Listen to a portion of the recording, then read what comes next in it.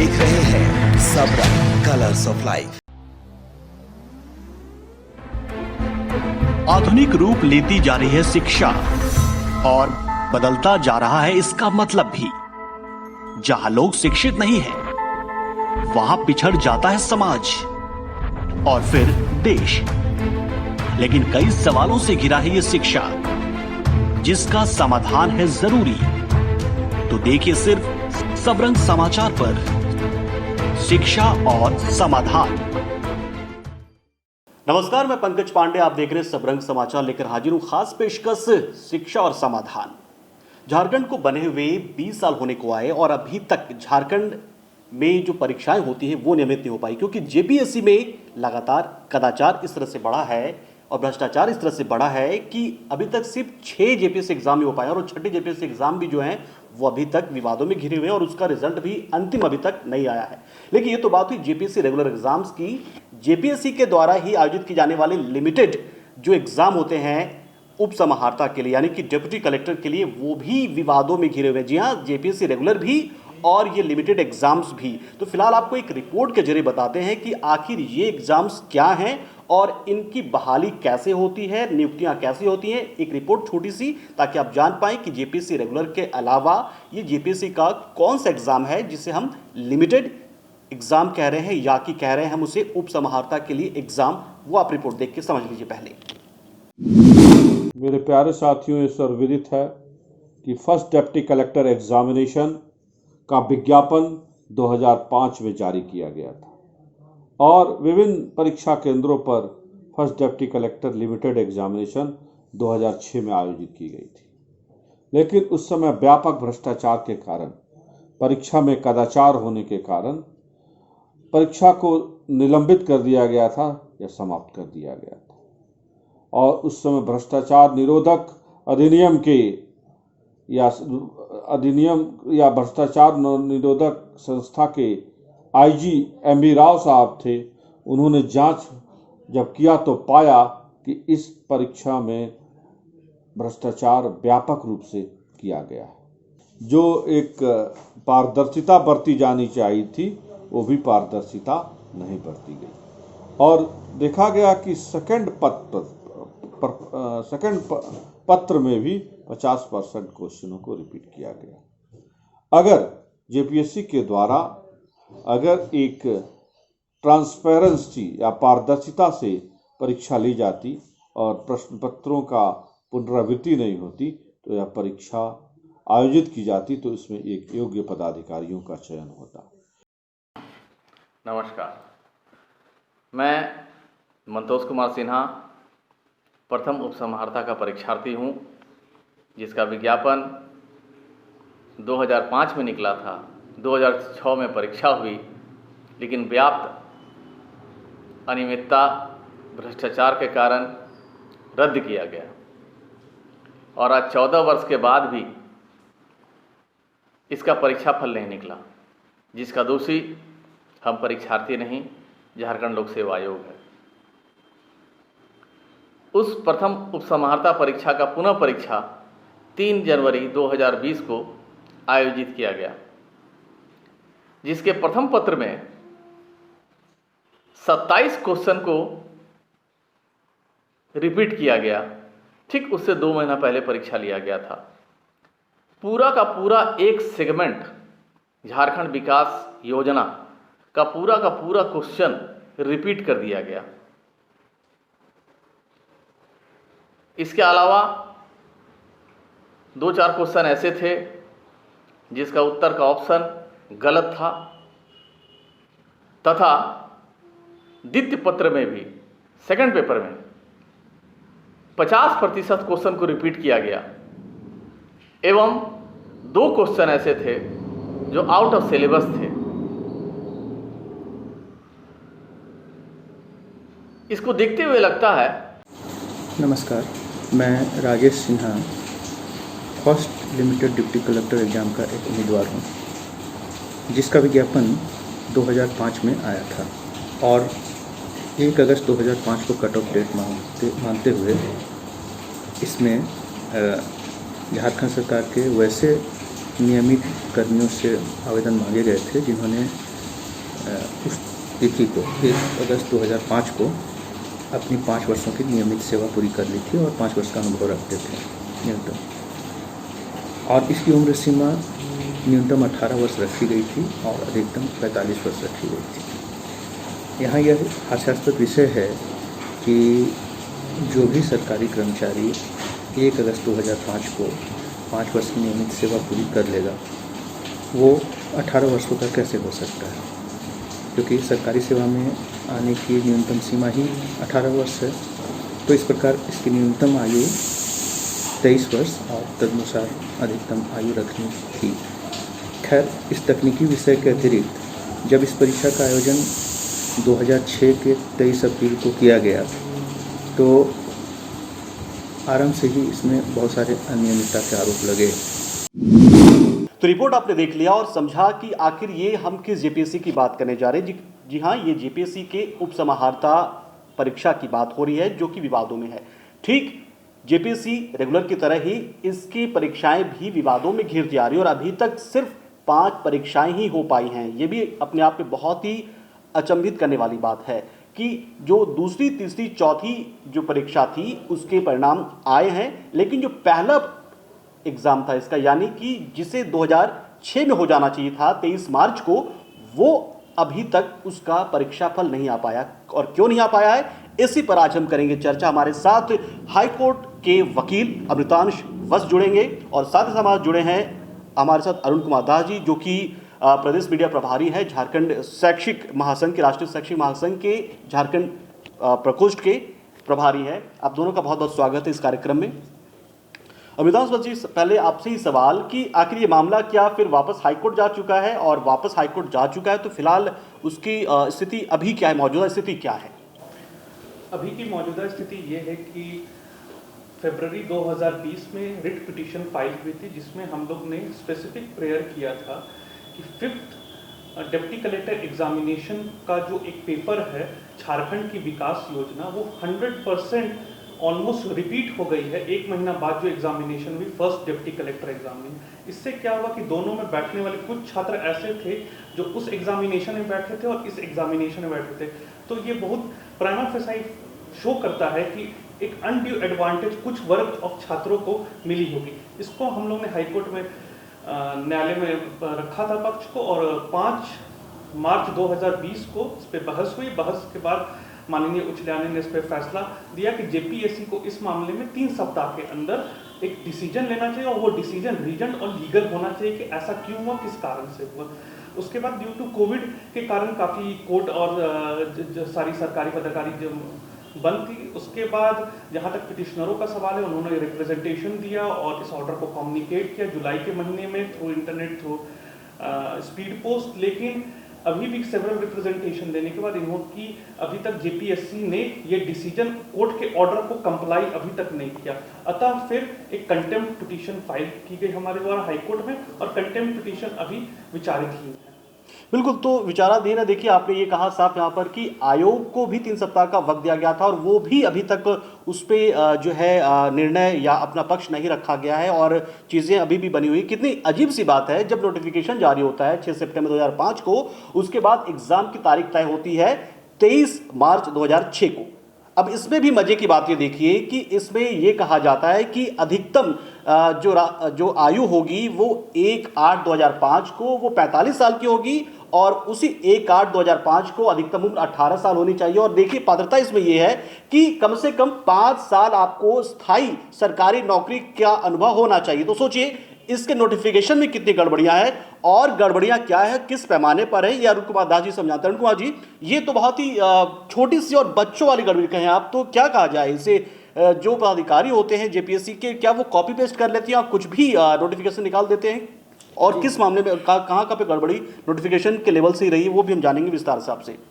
जी पंकज जी, ऐसा है कि first limited deputy collector examination की नोटिफिकेशन 2005 में 6 सितंबर 2005 में आती है 50 सीटों के लिए, जिसका एग्जामिनेशन 23 अप्रैल को पंकज जी हुई थी। 23 अप्रैल 2006 को एग्जामिनेशन हो चुकी थी। इसमें थोड़ा सा सरसरी नज़र से हम लोग देखें तो इसकी आयु सीमा 1/8/2005 को न्यूनतम 18 वर्ष रखी गई जी और अधिकतम 45 वर्ष रखी गई थी। अब उसमें से वैसे परीक्षार्थी पार्टिसिपेट कर सकते थे बस झारखंड सरकार के नियमित सेवा 5 वर्ष नियमित सेवा करने वाले झारखंड सरकार के तृतीय वर्ग के कर्मचारी इसके एप्लीकेंट थे। अब सोचने वाली बात यह है कि यदि 2005 में न्यूनतम आयु सीमा 18 वर्ष है तो 5 वर्ष पूर्व यदि आए होंगे सेवा में तो क्या झारखंड सरकार 13 वर्ष के आयु में सरकारी नौकरी देती है? ये विज्ञापन में नोटिफाई किया गया।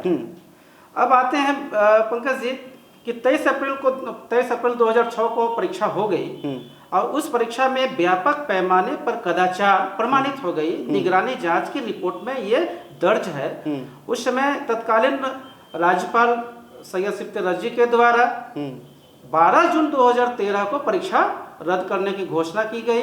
इसमें व्यापक रूप से गड़बड़ियां और भ्रष्टाचार का प्रमाण मिलने के पश्चात और फिर से इसका री एग्जामिनेशन लेने के आदेश कार्मिक विभाग के द्वारा जेपीएससी को दिया गया। बहरहाल जेपीएससी ने फिर कोई एग्जामिनेशन का डेट नहीं निकाला। हमारे परीक्षार्थियों के द्वारा परीक्षा तिथि आयोजित कराने के लिए इस परीक्षा को आयोजित कराने के लिए हजारों बार जेपीएससी को कार्मिक विभाग को नोटिफिकेशन दिया गया, ज्ञापन के माध्यम से दिया गया। अंततः फिर जेपीएससी हमारे परीक्षार्थियों ने 2014 में, 2018 में और 2019 में न्यायालय के शरण में गए।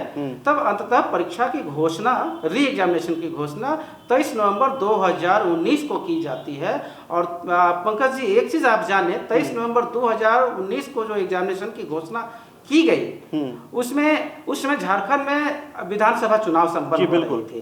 सारे कर्मचारी, सारे पदाधिकारी झारखंड के आसन विधानसभा चुनाव में कार्यरत थे।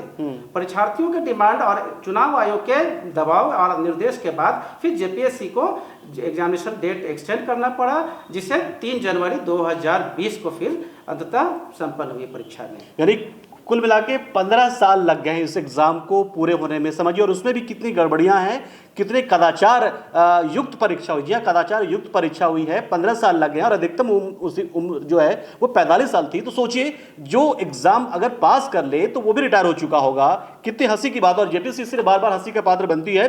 अमृतांश जी, जिस तरह से हाईकोर्ट में ये मामला पहुंचा, 3 सप्ताह में अंदर आयोग को इस पर अपना पक्ष रखने की बात की गई है और अभी तक पक्ष नहीं रखा गया है। क्या आयोग के पास एक बहाना हो गया है कोरोना का, या निश्चित तौर पर ये कहीं ना कहीं अवमानना का मामला भी बन रहा है? ये बिल्कुल अवमानना का मामला है, जिसको हम लोग बोलते हैं कंटेम्प्ट ऑफ कोर्ट की पिटीशन, जो कंटेम्प्ट ऑफ कोर्ट एक्ट से डिराइव की जाती है।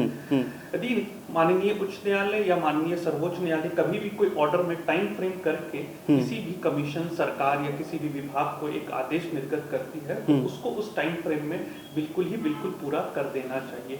जनरली होती क्या है कि 95 to 99% पूरे भारत में यदि हम लोग रिकॉर्ड देखें तो कंटेम्प्ट का मामला बहुत ही कम जगह बनता है।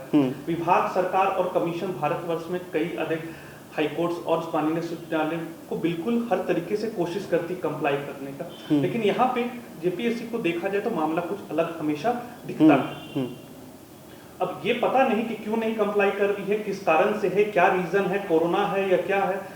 लेकिन बात एक सिंपल से एक रीजन ऑर्डर लिखना है, जिसके लिए एक वीडियो कॉन्फ्रेंसिंग से भी एक मीटिंग की जा सकती थी और की जा सकने के बाद एक छोटा सा 2-4 पेज का जो भी रीजन ऑर्डर हो वो लिखी जा सकती थी और उस पर विचार किया जा सकता था। ऐसा क्या नौबत आ गया कि 1 घंटा की एक मीटिंग आपस में कमीशन या एक्सपर्ट कमेटी उनकी हेल्ड नहीं कर पा रही है माननीय उच्च न्यायालय को। तो इस तरह से माननीय उच्च न्यायालय के किसी भी ऑर्डर को इतनी लाइट तरीके से लेना एक गलत मैसेज जाता है सोसाइटी, समाज और संविधान को लेकर पूरे भारतवर्ष में। बिल्कुल। और इसी वजह से आप देखिए कि जेपीएससी को लेकर कितने मजाक बनते हैं पूरे देश में, कि जहां आप देखिए कि बाकी जो राज्य हैं वो लगातार अपने एग्जाम लेते जा रहे हैं और हम अभी भी 6ठी जेपीएससी पर ही अटके हुए हैं। और वही हालत जो डिप्टी कलेक्टर एग्जाम्स को लेकर भी है। अरुण कुमार दास जी, जैसा कि बताया अमृतांश जी ने भी यहाँ पर साफ तौर पर, तो ये जो मामला कोर्ट में पहुँचा है ये कैसे पहुँचा ये भी जानना चाहेंगे आपसे, और इसमें पार्टी कौन कौन से लोग हैं?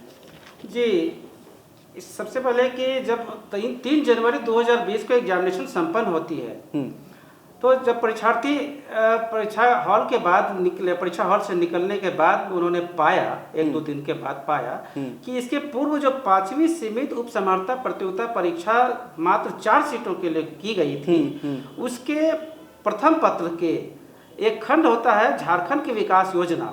तो झारखंड की विकास योजना के सभी 20 प्रश्न अर्थात 100% प्रश्न हूबहू कॉपी पेस्ट वो 3 जनवरी के परीक्षा में यानी प्रथम लिमिटेड डिप्टी कलेक्टर की परीक्षा में कॉपी पेस्ट कर दिया गया। इसके अतिरिक्त उसी परीक्षा से उसके पूर्व के परीक्षा से 5 प्रश्न और किया गया। कुल मिलाकर के 25 से 27 प्रश्न पूर्व की परीक्षा से हूबहू कॉपी पेस्ट किया गया। ये तो प्रथम पत्र की बात हो जाती है। या वही गड़बड़ी द्वितीय पत्र में भी की गई है। द्वितीय पत्र में लगभग 5वीं सीमित की 50% प्रश्नों का पुनरावृत्ति फिर से द्वितीय प्रश्न में भी किया गया और 2 प्रश्न ऐसे थे पंकज जी कि जिन्होंने जो जेपीएससी के पाठ्यक्रम से विलोपित कर दिए गए। अच्छा। वैसे प्रश्न को भी द्वितीय पत्र में पूछा गया है, जिसके चलते परीक्षार्थियों में वहां की स्थिति है, भ्रम की स्थिति बनी हुई थी कि ये ऐसा बार बार परीक्षार्थी के साथ में ऐसी मजाक क्यों हो रही है। तब मजाक जब ये 2006 में परीक्षा आयोजित की जाती है और 2006 से लोग आशान्वित है कि हमारे शिक्षक, हमारे कर्मचारी कि हम डिप्टी कलेक्टर बनेंगे, लेकिन आज 15 साल के बावजूद भी इसके अनियमितताओं के घेरे में पड़ते जा रहे हैं। रीजन ये है कि इसमें परीक्षार्थियों का कोई दोष नहीं है, कोई ये नहीं, जो कर रही है जेपीएससी कर रही है। उसकी मंशा यहाँ निश्चित रूप में गलत लगती है कि पहला तो भ्रष्टाचार के आरोप में रद्द हो जाती है, दूसरी परीक्षा बहुत ही दबाव के बाद, न्यायालय के आदेश के बाद जो परीक्षा ली गई, उस परीक्षा में भी इस ढंग के व्यापक अनियमितता किया गया। वो भी मात्र 4 सीटों के लिए जो परीक्षा आयोजित की गई 2 महीना पहले, उससे हूबहू क्वेश्चन उतारना कहीं न कहीं अपने कुछ खास लोगों को या फायदा पहुंचाने के लिए या कह दिया जाए कि उसका निष्पक्ष तरीके से या स्वच्छता को निश्चित रूप में ये जाहिर करती है पंकज जी। चूँकि हम परीक्षार्थी जेपीएससी से ये डिमांड करते हैं, सरकार से डिमांड करते हैं, ये चाहते हैं कि जो भी परीक्षाएं हों उसमें स्वच्छ छवि वाले आवे, स्वच्छ साफ तरीके से परीक्षा हो, बिल्कुल पारदर्शी परीक्षा तरीके से परीक्षा हो, उसके बाद कोई प्रॉब्लम नहीं होगी हम लोगों को। बिल्कुल बिल्कुल, मजाक की बात तो बनी गई है। आप देखें यहाँ पे उल्टी गंगा कैसे बहती है। पहले जो एग्जाम थे उसके पैटर्न पे बाकी के एग्जाम्स होते हैं आने वाले दिनों के, जो दूसरे तीसरे चौथे होते हैं, लेकिन यहाँ उल्टी गंगा देखिए कि चौथे एग्जाम जो हुए उसकी कॉपी जो है पहले एग्जाम में ली जा रही है। अपने आप में बहुत अचंभित करने वाली बात है, ये अचंभित करने वाली बात है कि आखिर किस तरह के अधिकारी और किस तरह के उनकी जो एडवाइजरी कमेटी के लोग हैं, काउंसिल के लोग हैं जेपीएससी के, अपने आप में बहुत अजीब सी बात है यहाँ पर है। अमृतांश जी, आपसे जानना चाहेंगे कि जैसा कि आपने कहा कि इस पूरे मामले में ऐसा लगता है कि कुछ लोगों को फायदा देने के मकसद से इस तरह की कार्रवाई की जा रही है, या फिर आपको कहीं ये तो नहीं लगता है कि अयोग्य लोग बैठे हुए हैं जेपीएससी कुछ कमेटी में या फिर उस पूरे प्रशासकीय जो भवन जेपीएससी उसमें, आप किस तरह से देख रहे हैं इसको? देखिए, मेरा कोई पर्टिकुलर जजमेंट में पहुंचना बड़ा मुश्किल होगा एडवोकेट, लेकिन हम ये सवाल करेंगे जो छात्रों और पिटिशनरों के मन में हमेशा उठता है कि हमेशा हर एक एग्जामिनेशन में जेपीएससी में कुछ ना कुछ ऐसा आर्बिट्ररी एक्शन दिख जाता है जेपीएससी की ओर से जो सबका माइंड को शॉक कर देता है। It's actually shock the mind and concise of any particular legal acumen person. तो इससे दिक्कत क्या हो रही है छात्रों में कि एक जेपीएससी के अगेंस्ट एक जो विश्वास होता है, जस्ट लाइक एक यूनियन पब्लिक सर्विस कमीशन, जी बिल्कुल, जो एक हर विद्यार्थी करीबन 10 लाख लोग हर साल अपीयर करते हैं, तो एक लगता है कि एक निष्पक्ष एग्जाम होगा और एक मेहनत वाले ही आदमी एक आईएएस आईपीएस के पद पर आएंगे। लेकिन ऐसा क्यों होता है कि जेपीएससी का नाम लेते ही लोग हंसते हैं, लोग मजाक में हर तरह का अवार्ड, और इसका कारण मुख्य कारण है कई तरह के लिटिगेशन कोर्ट में आना, कोर्ट का कई बार फटकार लगाना जेपीएससी को। छठी जेपीएससी में भी देखी जा सकती है कि मामला सर्वोच्च न्यायालय तक गया, उसके बाद डिवीजन माननीय सर डिवीजन बेंच और सर्वोच्च न्यायालय ने छात्रों के पक्ष में फैसला भी दिया, उसके बाद फिर एग्जामिनेशन ली गई। तो कहीं ना कहीं ये दिक्कत एक जेपीएससी झारखंड के बनने के बाद जेपीएससी में जो लगती है, अभी तक जेपीएससी को एक कंप्लीट रिफॉर्म की जरूरत है। एक कंप्लीट रिफॉर्म इस तरीके से की जाती है, सपोजिटली इनको एक प्रॉपर कमेटी बनानी चाहिए, प्रॉपर लीगल एडवाइस इन्हें लेनी चाहिए, सीनियर एडवोकेट्स को पैनल में रखने चाहिए, रिटायर्ड जजेस को पैनल में रखनी चाहिए, और इनको यूपीएससी के बायलॉज अडॉप्ट करने चाहिए, किसी अदर स्टेट्स के बायलॉज को देखकर समझ के एक अपनी नियमावली बनानी चाहिए। अभी भी जेपीएससी आधारित रहती है कुछ नियम वाली बिहार के लेकर, कुछ नियम वाली कभी कभी कोई कोई कमेटी की गठन करके कोई मीटिंग कंस्टिट्यूट करके उससे कोई नियम वाली बना देती है। तो अलग अलग तरीके से कई तरह के नियम वाली, कभी ये नियम वाली, कभी ये नियम वाली, कभी ये नोटिफिकेशन के कारण कंफ्यूजन सा क्रिएट हो जाता है छात्रों में। इसके कारण एक लिटिगेशंस बढ़ रही है माननीय उच्च न्यायालय और माननीय सर्वोच्च न्यायालय में, और एक तरह से विश्वास छात्रों के बीच और आम जनताओं के बीच जा रहा है, क्योंकि छात्रा का विश्वास टूटेगा तो आम जनता का विश्वास टूटेगा, क्योंकि आम जनता कहीं ना कहीं सीओ, डीएसपी और उसी पदाधिकारी के भरोसे ही जीती है। They have to execute the law. ये एक बहुत बड़े पदाधिकारी होते हैं जिनको नियम, कानून और संविधान को एक प्रैक्टिकल तरीके से एग्जीक्यूट करना होता है। यदि सही छात्र वहां सेलेक्ट होकर नहीं जाएंगे तो ऑब्वियसली वो किस तरह की मैनेजमेंट, किस तरह से एग्जीक्यूशन ऑफ लॉ करेंगे, ये देखना बड़ा मुश्किल है। बिल्कुल, बहुत ही अजीब तरीके से आपने इसको देखा नजर से, इस नजर से मैंने अभी तक देखा नहीं था इस मामले को, कि जो झारखंड का वर्तमान प्रशासकीय ढांचा है उसके साथ कहीं ना कहीं खिलवाड़ हो रहा है कि आने वाले दिनों में जो हमारे सीओ, बीडीओ या जो भी अधिकारी बनेंगे, यदि वो इस तरीके से चुनकर आएंगे तो सोचिए वो कैसे होंगे, और दूसरी बात जो अच्छे चुने जाएंगे उन्हें भी हम किस नज़रों से देखेंगे। बिल्कुल ये बहुत अजीब सी बात है अरुण जी कि जो एग्जाम आप देखते हैं और विश्वास जो आप पर बन नहीं पा रहा है, तो ये छात्रों पर कितना दबाव इसका रहता है, और छात्र क्या सोचते हैं इस चीज़ को लेकर? क्या वो जीपीएससी एग्जाम देना चाहते हैं या चाहते हैं कि अब ये एग्जाम वो दे ही ना? क्या एक अभ्यर्थी होने के नाते और एक शिक्षक होने के नाते भी क्या मानेंगे आप इसे? जी, निश्चित रूप में जब झारखंड की गठन हुई थी पंकज जी, सभी छात्रों में बहुत ही हर्ष की बातें थी, उल्लास थी कि अब जो भी परीक्षार्थी पढ़ेंगे, मन लगाकर पढ़ेंगे, अच्छे स्कोर करेंगे, वो राज्य के लिए एक माइलस्टोन का कार्य करेंगे पदाधिकारी के रूप में। लेकिन जेपीएससी का नाम ही अब अविश्वास के रूप में लिया जा रहा है। हर एक एग्जामिनेशन को किसी न किसी रूप में लिटिगेशन लिटिगेशन के रूप में रखा जा रहा है। सिंपल सा अभी जो प्रथम लिमिटेड की बात यदि करें पंकज जी, मात्र 2150 परीक्षार्थी, लगभग 2150 अभ्यर्थी इसमें सम्मिलित हुए हैं। यदि जेपीएससी चाहे कि यदि इतनी बड़ी लिटिगेशन हो रही है, वन डे एग्जामिनेशन है, इसमें कोई इंटरव्यू भी नहीं है, एक दिन में एग्जामिनेशन इस संपन्न कराई जा सकती है। 2150 बहुत बड़ा आंकड़ा नहीं है, 25,000, 30,000, 40,000 का आंकड़ा नहीं है। तो जेपीएससी यदि स्वच्छ तरीके से यदि कराना चाहे तो निश्चित रूप में पंकज जी इस परीक्षा को संपन्न कराई जा सकती है। हम लोगों की एक ही मांग है कि जो गड़बड़ियां हुई है ये 50 सीटों के लिए, तो 2150 जो भी परीक्षार्थी हैं उनके लिए फिर से एक री एग्जामिनेशन आयोजित किया जाए, जो पारदर्शी तरीके से, स्वच्छ तरीके से जिसका आयोजन हो, जिसपे सभी झारखंड के सभी कर्मचारियों का विश्वास जगे और इस बहाने झारखंड के जनता को भी विश्वास जमे कि हाँ अब जेपीएससी बढ़िया से कार्य करने लगी है। बिल्कुल, तो ये बताइए अरुण जी, अगर दोबारा कुल मिलाकर हम ये माने कि अभ्यर्थियों की तरफ से यही कहना है कि जो गड़बड़ी हुई उसके बाद से इस परीक्षा को निरस्त कर देना चाहिए, रद्द कर देना चाहिए, और नए सिरे से पूरी सुरक्षा के साथ, पारदर्शिता के साथ एग्जाम को लिया जाना चाहिए, लेकिन जेपीएससी तो वही रह जाएगी, तो ऐसे में क्या छात्र तैयार हैं दोबारा से एग्जाम देने के लिए? क्योंकि कार्य प्रणाली तो वही है, वो तो उसमें तो बदलाव नहीं होने जा रहा है, तो फिर इस एग्जाम लिए जाने को लेकर भी हम इसका क्या औचित्य माने हम? जी पंकज जी, अब तो ये संवैधानिक बात होगी, सरकार के अधीन की बात होगी। अब सरकार को ये तय करना है कि ये एग्जामिनेशन जेपीएससी को दे या जेपीएससी को रिमूव करते हुए यूपीएससी को दे, ये सरकार को सोचना है। सरकार कहीं न कहीं पंकज जी की ये जेपीएससी के मामले में आज तक 20 वर्षों तक है ना, कोई भी एग्जामिनेशन में देखें तो 20 वर्षों तक सरकार की स्थिति बड़ा ही विवादित स्तर का है।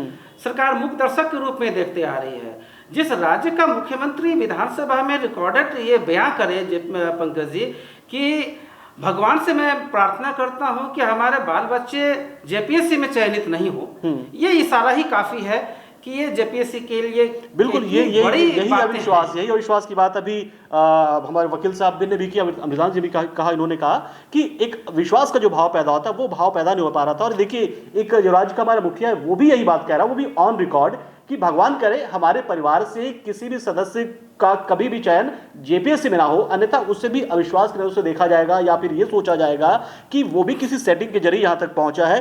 तो फिलहाल अभी इसमें सुधार के लिए, जैसे अमृतान से बात हो रही थी यहाँ पर कि आपकी तरफ से कहा गया, सुझाव दिया गया कि सुधार इसमें लाया जाए, उसके बाद ही एग्जाम्स आगे हो, तो क्या एग्जाम्स ले लिए जाएं पहले, उसके बाद, या फिर उसके बाद सुधार हो जाए उसके बाद दिए जाए? किसमें पहले सुधार होना चाहिए? ये तो डिसीजन देने का मेरा ना हक है ना उचित तो बनता है। एक सुझाव के तौर पर मांग रहा हूँ इसलिए आपसे। मेरा सुझाव यही है कि चलिए अब तक जो हो गया सो हो गया, हमें एक मैसिव रिफॉर्म की जरूरत है झारखंड पब्लिक सर्विस कमीशन में। सर्विस कमीशन एक ऑटोनोमस बॉडी होती है जो कि under article 12 of constitution of India के अंदर बनी हुई है।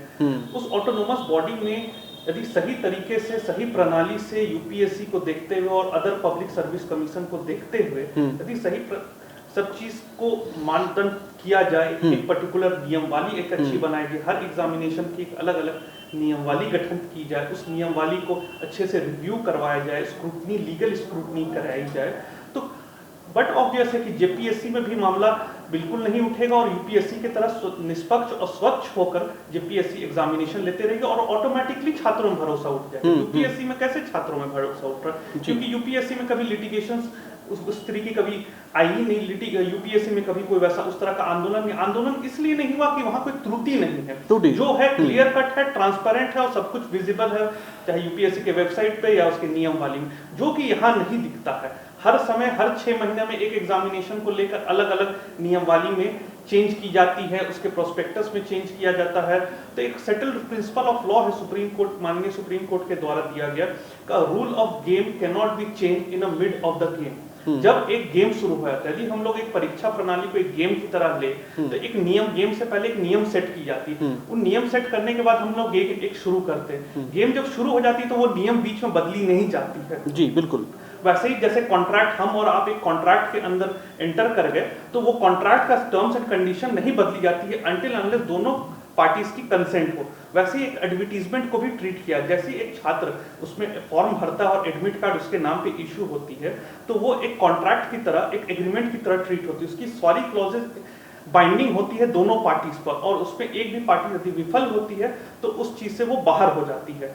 तो आप जब एक एग्रीमेंट, एक कॉन्ट्रैक्ट की तरह घुस रहे एडवर्टीजमेंट के थ्रू और बाद में उसमें चेंजेस गए, उसका इंटरप्रिटेशन अलग अलग तरीकों से निकाले, उसकी नियम अलग अलग तरीकों से देखे, तो ऑब्वियसली एक छात्र में विश्वास, एक आम जनता में विश्वास काफी कमजोर हो जाता है और एक तरह से ये एक्ट आर्बिट्ररी भी प्रूफ हो जाता है before the court of law. शायद ज़्यादा ही सीरियस हो जा रहे हैं जेपीएससी वाले और इसीलिए शायद कॉपी पेस्ट कर दिया जा रहा है। आपने कहा कि नियम में बदलाव नहीं होने चाहिए बीच में, और इसलिए चाह रहे कि सवाल भी वही रह जाए, बदले नहीं। अरुण कुमार जी, एक हमने ये भी पढ़ा है कि शायद आने वाले दिनों में जो डिप्टी कलेक्टर के लिए एग्जाम्स जो लिए जाएंगे, लिमिटेड जो वर्जन इसका है, तो उसमें शायद शिक्षकों को शामिल नहीं किया जा रहा है, उनको पात्र नहीं माना जा रहा है। क्या ऐसी भी कोई चर्चा हो रही है? और अगर ऐसा है तो शिक्षक जो संघ हैं वो तो अपने आप को ठगा सा महसूस करेगा अपने आप में, या फिर ये माना जाए कि सरकार शिक्षकों को सरकारी कर्मचारी मानती ना हो? जी पंकज जी, इस बात को मैं आपके माध्यम से रखना ही चाह रहा था। धन्यवाद आपको, ये प्रश्न आपने पूछा मेरे से। बड़ा हास्यास्पद स्थिति की बात हो जाती है पंकज जी कि पहली से लेकर के 5वीं सीमित तक झारखंड राज्य के तृतीय श्रेणी के सारे कर्मचारी deputy collector, deputy limited collector के लिए योग्य या पात्रता रखते हैं। वहीं 6ठी जेपीएससी से 6ठी लिमिटेड डिप्टी कलेक्टर एग्जामिनेशन में टीचर्स को और अन्य विभागों को हटा दिया जाता है, ये कह करके कि झारखंड सेवा संहिता के नियमावली 30 के अंतर्गत परिभाषित है अनुसचिवीय कर्मचारी। उसके आड़ में रख करते हुए सारे कर्मचारियों को मात्र 5 विभाग, इसके परिशिष्ट 5 में मात्र 5 विभागों को नोटिफाई किया गया। 5 विभागों को छोड़ करके बाकी सारे विभाग के कर्मचारी, तृतीय श्रेणी के कर्मचारी को हटा दिया गया है पात्रता से। तो ये बड़ा ही दुखद बात है, खास करके तब पंकज जी अभी 2nd, 3rd, 4th सीमित प्रतियोगिता परीक्षा संपन्न हो चुकी है और ये जो करीब 124 से 125 पदों के लिए ली गई थी।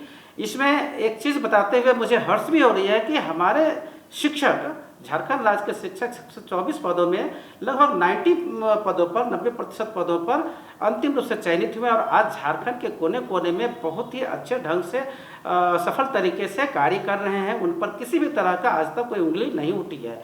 अब ऐसी स्थिति में किस आधार पर जेपीएससी के द्वारा लिए जाने वाले लिमिटेड एग्जामिनेशन में, हालांकि इस पर जेपीएससी का बहुत ज़्यादा रोल नहीं है, ये रोल हमारे झारखंड सरकार के कार्मिक विभाग को बनती है।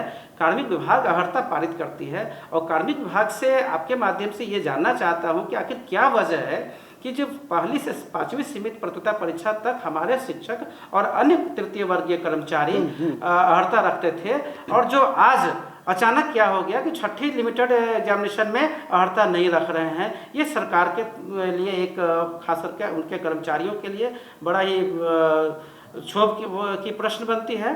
और ये सोचने वाली बात है कि जिन शिक्षक का इस्तेमाल आप हर जगह करते हैं, चाहे वो सेंसस का वक्त हो या मतगणना का वक्त हो, मतदान का वक्त हो, आपदा काल हो, तब भी, और यहाँ तो आप कहें कि यहाँ पे तो बालूघाट की निगरानी भी झारखंड में करवाई जाती है और शराब भी बिचवाई जाती है शिक्षकों से, लेकिन यही शिक्षक जब सफल हो रहे हैं तो उन शिक्षकों को आप अलग करें। क्या इस पर अमृतांश शिक्षकों की ओर से याचिका दाखिल की जा सकती है कि आखिर इस तरह की नियमावली कैसे तैयार की जा सकती है कि जब एक तरफ आप सरकारी स्थायी कर्मचारी की बात करते हैं जेपीएससी लिमिटेड एग्जाम के लिए, दूसरी तरफ शिक्षकों का भी इससे अलग कर रहे हैं, क्या इस पे भी याचिका बन सकता है? याचिका दायर की जा सकती है हाई कोर्ट में। हम लोग उस पर्टिकुलर रूल को क्वेश्चन के लिए मांग सकते हैं, क्योंकि कहीं ना कहीं ये मामला बिल्कुल वायलेशन ऑफ आर्टिकल 14 और article 16 of constitution of India की होती है जी।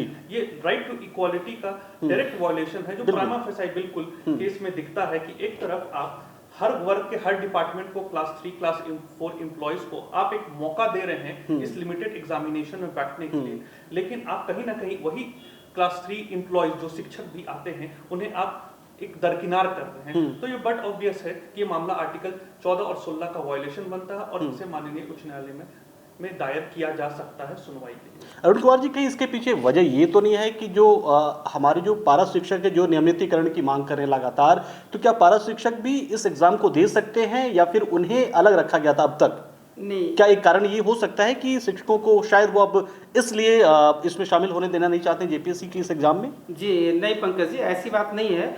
ये डिप्टी लिमिटेड कलेक्टर के एग्जामिनेशन के जो अर्हता है, झारखंड सरकार के वैसे कर्मचारी जिन्होंने 5 वर्ष के नियमित सेवा पूर्ण कर लिया हो, जो सरकारी पूर्ण रूपेण सरकारी हो, वही अर्हता है। जहाँ तक पारा शिक्षकों की बात है, तो पारा शिक्षकों के अभी झारखंड पूर्ण रूप से सरकारी या वेतनमान का दर्जा अभी सरकार की तरफ से नहीं मिला, इसलिए उनकी बात यहाँ इस संदर्भ में नहीं की जा सकती। तो शिक्षक संघ की तरफ से अब क्या इसमें मांग की जा रही है सरकार से, या फिर हाईकोर्ट से क्या मांग की जाएगी? इसमें क्या क्या और बदलाव हो और सुझाव क्या होंगे आपकी तरफ से इस एग्जाम, और सबसे बढ़कर ये कि इस जो पहला जो एग्जाम था, पहली जो परीक्षा इसकी है, उसका कंक्लूजन क्या निकले? एग्जाम आपने कहा कि दोबारा से एग्जाम ले लिए जाए, लेकिन इसके अलावा और शिक्षक संघ की तरफ से क्या डिमांड की जाएगी? आप प्रदेश प्रवक्ता भी हैं, प्रभारी हैं, तो आपकी तरफ से क्या मांग इसमें की जाने वाली है? जी, सरकार और जेपीएससी से मेरी एक ही मांग है शिक्षक कर्मचारी के प्रतिनिधि होने के नाते कि जेपीएससी जो भी परीक्षाएं ले वो स्वच्छ और पारदर्शी तरीके से ले। ये 50 सीटों की जो प्रथम लिमिटेड एग्जामिनेशन है, ये 15 साल अब होने को हैं। हमारे कितने कर्मचारी और शिक्षक अब अवकाश प्राप्त भी हो चुके हैं, उनके मात्र 10 साल 5 साल सेवा बची हुई है, और ये आस में कि हम डिप्टी कलेक्टर बनेंगे और देश को, ये राज्य को सेवा करने का अवसर मिलेगा। क्योंकि शिक्षकों की प्रमोशन का यदि बात देखा जाए पंकज जी, तो 30-30 वर्षों तक, 35-35 वर्षों तक शिक्षक सिर्फ सहायक शिक्षक बनकर के रह जाते हैं। उनके लिए किसी भी तरह का कोई डिपार्टमेंटल, कोई विभागीय परीक्षाएं नहीं ली जाती है। एकमात्र ये परीक्षा थी डिप्टी कलेक्टर की, वो भी परीक्षा छीन ली जा रही है छठा लिमिटेड एग्जामिनेशन से दूर करके। अब रही बात प्रथम लिमिटेड की बात है, तो प्रथम लिमिटेड की बात हम सबों की इतना ही है कि झारखंड को एक स्वच्छ छवि वाले, जो ईमानदार छवि के हों, जो वास्तव में मेरिट वाले हों, उन्हें ये परीक्षा ली जाए। अब ये देखना है कि झारखंड की विकास योजना का ही प्रश्न को हूबहू कॉपी पेस्ट किया गया है, तो क्या झारखंड में जो चयनित होंगे हमारे डिप्टी कलेक्टर, वो झारखंड की विकास योजना से इतर काम करेंगे क्या? ये देखने वाली बात है। तो जेपीएससी से मैं यही अपील करता हूँ कि स्वच्छ तरीके से एग्जामिनेशन को ले और इसकी तुरंत पुनर्परीक्षा आयोजित करें, ताकि सभी शिक्षक कर्मचारियों के साथ में जस्टिस हो, न्याय मिले और कोई असंतुष्ट नहीं हो, और साथ में जो राज्य के जनता हैं उनको एक अच्छा मैसेज जाए, एक संदेश जाए, ताकि हमारे राज्य में जो शिक्षक कार्य कर रहे थे ईमानदारी पूर्वक, वो राज्य के पदाधिकारी के रूप में भी कार्य करेंगे। दूसरी बात पंकज जी, मैं जेपीएस आपके माध्यम से जेपीएससी से ये बातें कहना चाहता हूँ या सरकार से कहना चाहता हूँ कि ये डिप्टी कलेक्टर की एग्जामिनेशन है। डिप्टी कलेक्टर में अहर्ता में इतनी मिनिमाइजेशन करना वो अपने आप में संदेह पैदा करती है कि मिनिमम लोगों को ही मौका दिया जाए। एटलीस्ट तो लोगों ज़्यादा से ज़्यादा लोगों को मौका तो मिले। मौका मिलेगा तो कि कंपटीशन ज़्यादा होगा, प्रतियोगिता ज़्यादा होगा, और उस प्रतियोगिता में हमारे अच्छे अच्छे लोग, जो मेरिटोरियस लोग, मेधा क्रम के लोग हमारे चयनित होंगे, और वो चयनित जब होंगे तो झारखंड के विकास की दशा दिशा को निर्धारित करेंगे। बिल्कुल यही चीज़ है। एक बात यहाँ पर अमृतांश जानना चाहूँगा आपसे कि जिस तरह से उन्होंने कहा कि ऐसे बहुत सारे जो पहली डिप्टी कलेक्टर वाले एग्जाम दे चुके अभ्यर्थी होंगे जो शायद अवकाश प्राप्त भी हो चुके होंगे। अगर यदि ऐसा हो जाता है तो इस सूरत में सरकार की तरफ से क्या कुछ किया जाएगा, कैसे इस मामले को सेटल किया जाएगा? क्योंकि अब देखिए 45 अधिकतम उम्र थी पहली परीक्षा के लिए और 15 साल निकल गए, 60 साल हो गया, अवकाश प्राप्त हो गए। तो अब इस केस में इस मामला को किस नज़र से हम देखते हैं? उनको कंपेंसेशन मिलेगा या फिर किसी न किसी को पनिश किया जाएगा? क्या हो सकता है, इसका क्या एंगल है? पास तो पॉलिसी डिसीजन लेने के लिए बिल्कुल भी हक है और संवैधानिक तरीके से वो एक इसे विधानसभा में रख के या सदन में रख के कोई ना कोई पॉलिसी डिसीजन लेते हुए किसी तरह का कहीं ना कहीं पे कोई कंपनसेशन या जो सरकार या लोग विधायक जो डिसाइड करे या जन समर्थन की वजह से आए सरकार कर सकती, इसमें कोई रोक नहीं है। और दूसरी बात मैं ये रखना चाहूंगा कि जहां तक जेपीएससी की बात है, जेपीएससी को रीस्ट्रक्चरिंग की अभी बहुत जरूरत है और एक मैसिव रिफॉर्म उसमें बहुत ही रिक्वायर्ड है। बिल्कुल। तो अमृतांश और हमारे साथ अरुण जी थे और इन्होंने जी रखना चाहूंगा फेयर कंपटीशन। जेपीएससी को फेयर कंपटीशन हर एक छात्र को देने का और हर एक छात्र का फेयर कंपटीशन का मौलिक हक है, बिल्कुल ये अधिकार है। बिल्कुल। तो अमृतांश और अरुण जी से हमने विस्तार से चर्चा की और जाना कि आखिर ये लिमिटेड जेपीएससी एग्जाम्स की स्थिति क्या है और आने वाले दिनों में क्या हो सकता है। साथ ही साथ हम सबरंग के माध्यम से ये सवाल भी उठा रहे हैं कि आखिर शिक्षक जो कि हमारे भविष्य के निर्माता कहे जाते हैं, हमारे समाज के निर्माता, राष्ट्र निर्माता के तौर पर जाने जाते हैं, जिन्हें सर्वोच्च स्थान प्राप्त है हमारे इस समाज में, आखिर उन्हें क्यों वंचित किया जा रहा है इस एग्जाम से? ये सवाल हमारा बना रहेगा। और जब तक सरकार की तरफ से नए नोटिफिकेशन नहीं आ जाते कि वो फेयर तरीके से इस एग्जाम को लेने जा रही है और जो पुराने जितने भी एग्जाम्स थे जेपीएससी से जुड़े हुए और खासतौर से जो पहली की बात हो रही है जिसका एग्जाम 3 जनवरी 2020 को अभी संपन्न हुआ है, उसका जब तक अंतिम फैसला नहीं आ जाता है तब तक कोशिश करेंगे कि सरकार जितने भी पुराने जो भी बैकलॉग्स है उसको आसानी से पूरा करे और साथ ही साथ फेयर तरीके से पूरा करे। बहुत बहुत शुक्रिया आप दोनों का हमारे साथ जुड़ने के लिए और इसी तरह से हम शिक्षा से जुड़े तमाम मुद्दों को उठाते रहेंगे। बने रहिए हमारे साथ, देखते रहिए सबरंग समाचार।